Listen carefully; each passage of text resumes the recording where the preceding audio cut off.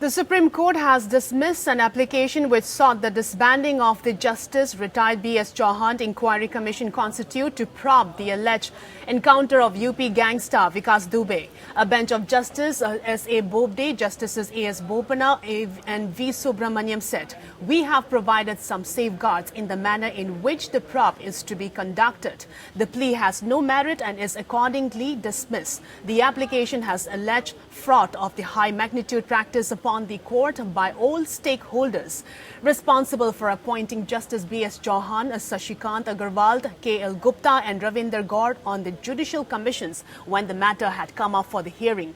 The bench headed by CJI SA Bobde pulled up the petitioner for filing such a plea, casting aspersions on the members of a court-appointed commissions, including judge, especially on the basis of a media report. The names of the committee members were also proposed by the Uttar Pradesh government.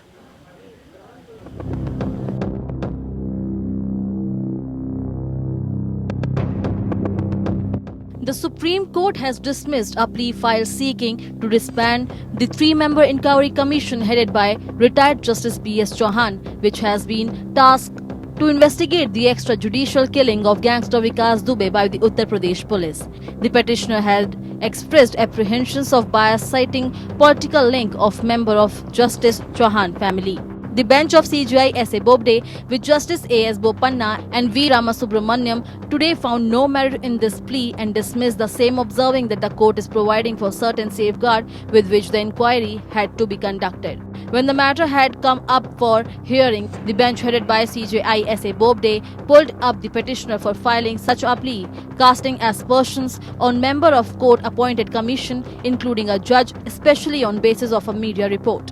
During the hearing in the case as well, the court had remarked that bias cannot be assumed merely because Justice Chauhan family member are political leader associated with the party in power.